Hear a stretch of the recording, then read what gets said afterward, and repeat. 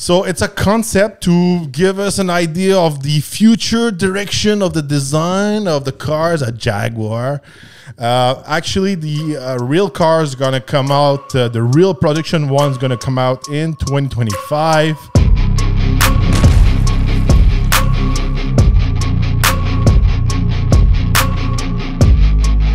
Today I'm talking about what's going on at Jaguar. Jaguar is reinventing their brand lately. Maybe you have seen their latest advertising. It was really strange, really woke. A lot of people compare this new advertising campaign to the Bud Light disaster.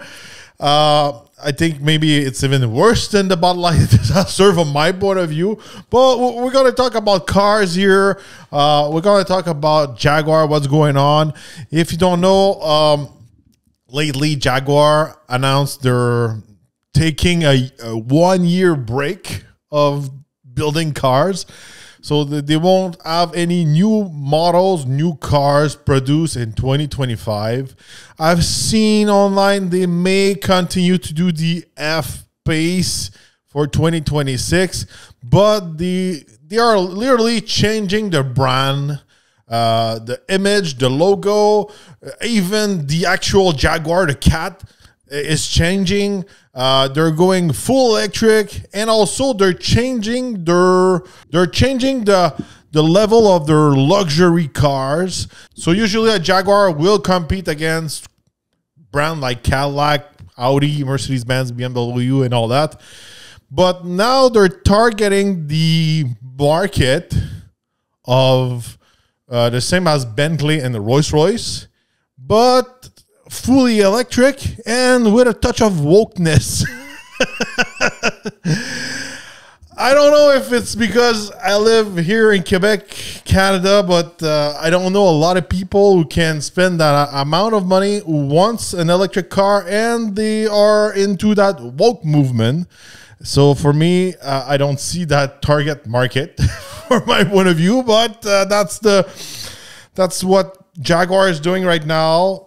You know, I've got a background in automotive marketing. I'd actually been to school in the university to study marketing and management in the automotive world. And, you know, marketing wise is such a weird move. And all I see from that marketing move, it's really, they've been planning this marketing campaign and this change of this company in the peak of electric cars and wokeness. But now at the end of 2024, with major changes around the world in the political, you know, field, it's not actually the best move from my point of view. I think mainly in the US, a lot of people don't want EVs anymore. They're not really into the woke stuff. So they're killing themselves in the biggest luxury market in the world. So that's a strange approach from my point of view. And now they're launching their new cars. They just launched their prototype, their concept in Miami just a couple of days ago. And this car looks great, you know. Doesn't look bad, but it's a concept. It's a prototype. You can do whatever you want with a concept like that. So the car actually, it's not really real. There's two real ones, but those are concept cars. I used to work in auto shows. Concept cars are not real. They're made of wood and clay. I don't even think that car would be road legal. There's no rear window. It's super low to the ground. It's got 23 inches wheels. Super long hood, you know, a type of hood you can put a V12, you know, underneath that long bonnet, I could say, but it's an EV. So that hood is way too long. The windshield is really aerodynamic. Obviously, it will be awful to drive that car. It's not possible. So it's a concept to give us an idea of the future direction of the design of the cars at Jaguar. Actually, the real car is going to come out. The real production one is going to come out in 2025. going to be revealed in 2025. And it's going to be a 4-door GT, not a 2-door GT like this one. They're saying they're copying nothing. All I can see from the side view of this design, it really looks similar to a Rolls-Royce spec. The fully electric Rolls-Royce. It looks also like a Gotham City type of design. I remember back in the day, they used to have a cartoon. It was a Batman cartoon. And the Batmobile used to look like that. Really long hood, square, aerodynamic, but square at the same time. It looks a little bit like that. And from my point of view, this car, it's basically a Cadillac Celestiq. I don't know where these guys found this type of, target market of super high luxury, super expensive EV. Same thing for the Celestiq. I don't get it. I simply don't get it. I think for me, it's hard to put, a brand who used to sell cars like the small SUV at Jaguar or even looking at Cadillac with the XT4. And on the next day, you're trying to sell kind of like a really long electric limousine for $300,000 US. So here in Canada, it's probably $500,000, especially these days with the exchange. It just doesn't make sense for me. And trying to change your bracket of brand, especially when your brand was not doing really well. I love Jaguar. I love the heritage of Jaguars. I love the F-Type. Even the F-Pace was not that bad. It was not as good as the Land Rover and the Range Rover, but it was not that bad. I used to call it like the UK version of a Trackhawk. I really like the F-Pace R V8 5-liter supercharged. That's right in the stuff I really like. But in the past few years, Jaguars didn't put any money into update their engine, update their design, update their technology, simply do a small refresh. So they were letting that this brand dying just to do this plan. And this plan is really hard also for me with an automotive background to understand what they're doing to their actual customer and their dealerships. So imagine you're a Jaguar Land Rover dealership. You hope like the team of Jaguar won't touch the Land Rover side, first of all, because I think Land Rover, Range Rover is doing well. Even if they don't have the best reputation, the product is good. Not in long term, but still, it's good. But on the Jaguar side, you used to have a type of like a customer who's really willing to spend maybe between $60,000 to $150,000. Now you're changing the bracket of price. This car will be around probably $300,000. So basically, you're saying to all your actual customer base, you're too broke to buy our new car. We want someone new. With the hand like that. If you're looking at my video, I do some fancy gesture. You're too broke. Go somewhere else. And their customer was, the Jaguars and the Land Rover are not they break all the time. So their customer are coming back at the dealership to repair their Jaguar, who's probably the bill is going to cost at least $2,000 to $5,000 each time they're stepping inside of the dealership. But they're gonna look at the car inside of the showroom, and it's like it's way over budget, way over their head. Maybe some customer of Jaguar they have the actual budget to buy this car. But still, it's such a weird move, and I would be stressed, being a Jaguar dealership, doing this kind of move. Giving you some details about the actual Jaguar. I saw some spy photo. It doesn't look anything like the actual concept. It looks more like a big 300C from my point of view. Do you remember the Chrysler 300C? This car will be built on the new electric platform called the JEA. The target range of this platform would be 770 kilometers. This is 478 miles. And you're going to be able to recharge it after 15 minutes. Going to be able to get 321 kilometers, about 200 miles after a quick recharge of 15 minutes. I don't know exactly the level of which charger. It's probably it's obviously a level 3, but they don't specify actually the actual kilowatt of this.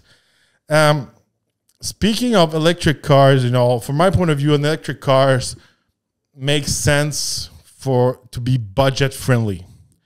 For me, an electric car, it's something like the Chevrolet Equinox EV. It looks good, look futuristic. It's practical, plenty of space inside, good amount of space in the trunk. You can have it 2-wheel drive, 4-wheel drive, good range, good technology, good price. Really popular here in Quebec. And also you're able to save some money, while not using some gas. That makes sense. If you look at the high luxury market, usually, especially these type of cars, Bentley, Rolls-Royce, Ferraris, Bugattis, and all that. For me, it's like a watch. It's really similar to comparing a Rolex and an Apple Watch. The Apple Watch is cool. You get all the technologies, you get all those features. It's trendy, but after a year or two, you need the new one, and the other one is good to put in the trash. I see those electric cars just like that. A Rolex with all the mechanical component inside of it, it's timeless, and it keeps its value over time. It's really the best example I've seen was Matt Remat, the owner of Remat, and now he works with Bugatti. They say their customer were not really interested in the Remat Rivera because over time, this car won't keep its value like a Bugatti. Because even if there's a nice craftsmanship, you don't have that mechanical component to it who's going to be timeless over time. When you talk about pure technology, the time goes by at a quicker pace. So if there's a new battery tomorrow, a new technology, a new tablet, a new computer, a new chip, this car becomes obsolete in a fraction of seconds. And this is why these cars won't hold their value over time. And this is why those type of people who invest a lot of money are not interested in those cars, because over time, there won't be any value. But if you're looking at an old Bentley, an old Rolls-Royce, maybe after 2 or 3 years, they're losing some value. But over time, even the old one keep their value, and the really old one, raise in value. And I think even if there's a lot of people who's really rich, you think they spend without really looking. I think those people are smart. They look at those things just like it's an investment. And this is why, for me, it doesn't make a lot of sense to spend that amount of money on a woke electric limousine like this Jaguar. So everything you see about this car, even the interior and all that, obviously it's concept. So it won't look like that on the road. It's going to be higher off the ground. The wheels are really high, really a low profile. There's no rear window. There's a bunch of cameras. The bonnet is way too long to drive it. It's a concept. So don't get too excited. If you really like the design, you may be, disappointed in the future, especially in the future, it's going to be a 4-door. But I don't know. Let me know in the comments. Do you have anyone in your surrounding who's got that type of money to spend on an electric car and they like those woke stuff? So they need to have at least, be able to spend $300,000 US on a car. they like electric cars, and they like the woke stuff. So those three things, do you have someone in your surrounding who's going to be that target market for them? Me, unfortunately, maybe not unfortunately, but I think it's a good thing. I don't know anyone, most people were interested in electric cars. It's because they want to save on gas, and they want to benefit from all the incentive we've got here in Canada and Quebec. And all the people I know who's woke, they don't like cars, and they live in the city. They don't own a car, and they do everything to eliminate cars. So for me, it doesn't make sense. Maybe you get better argument in the comments. So let me know, what do you think about their marketing campaign? What do you think about this car? What do you think about the future? Do you think it's going to be good for Jaguar? Do you think it's going to be good for their actual consumer? Do you think it's going to be good for their dealership? I want to know everything. Let me know in the comments. Don't forget to subscribe, like, and share. And we're going to see each other on the next podcast.